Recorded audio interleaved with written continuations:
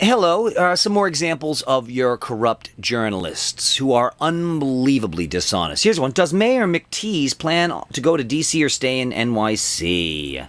He's a habitual winker when it comes to his political future. No, he said he's not running for president. His staff kept planting the story in the newspaper because they wanted the gravy train to never end, and they could have had Bloomberg buy the presidency and not do any work, so they would be running the world. That's what his staff did. Every reporter knows the stories were sourced from Bloomberg's own team. There was nobody else asking him to run for president. But Bloomberg himself didn't want to run for president and said that. There was no being coy. All the newspapers said, oh, he's so coy, he's so coy. No, he said he wasn't interested in running for president and wasn't running for president. His staff then kept planting the stories, and so did the media. They were fake. That's why they gave more coverage to Bloomberg running for president, who wasn't running for president, said he wasn't running for president, than they did Ron Paul, who was setting election fundraising records. Why would journalists do that? Why would they censor the candidate setting records to promote a candidate who's not a candidate and said he's not a candidate? You know the answer. Because journalists are tools. They are corrupt corporate tools. Their job is to lie and trick you so they can keep stealing your money for the rest of their lives and live like kings while you live like paupers. Look at this. Mayor Mike Bloomberg has managed to make speculation about his future look like a tug of war. Stay 4 more years and spare the city from financial ruin, or leave now and save the nation from a similar fate. Really? So you're telling me this is the mayor who created one of the largest debts in all of human history in just 7 years in New York City. But they say, and spare the city from financial ruin. He created the greatest financial ruin New York City has ever seen, him and his buddy Giuliani. The greatest financial ruin any city has ever seen in human history. New York City is actually in worse shape now and owes more money than it did when it almost went bankrupt in the 1970s. The newspapers don't want to talk about that. They want to talk about how he's the greatest. He's the greatest. Look, they have a quote by him. I seem to be very popular. What did I do? It's easy. Your staff bribed all the fucking journalists.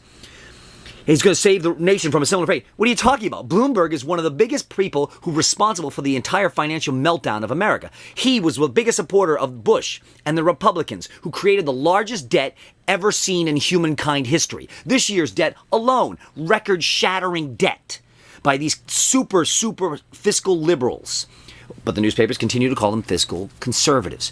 You have to fight Nazi journalists. And Bloomberg, also a man who knows a little about the financial industries, that's where he made all his money.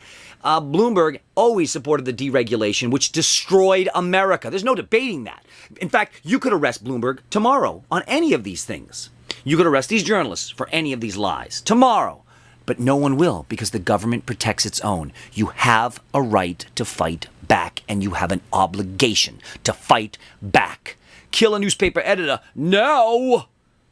Or maybe let's just keep trying what we've done. It hasn't worked for 300 years. Let's just keep doing it. Let's just keep trusting the corporations, trusting the media, and trusting the politicians. Let's do it.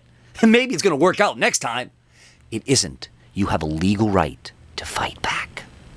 Oh, here's the thing about Uncle Sam bailing out the capitalism that didn't work again. They say, well, capitalism went awry, the free market went awry. All right, well then, you can never ever again say that capitalism works, you fucking lying journalists, fucking lying media, fucking lying politicians. But here's important. Even if you're a fake, hardcore conservative who thinks Bush is great, this alone proves everything wrong. This one quote alone is enough to arrest every journalist in America and almost every politician.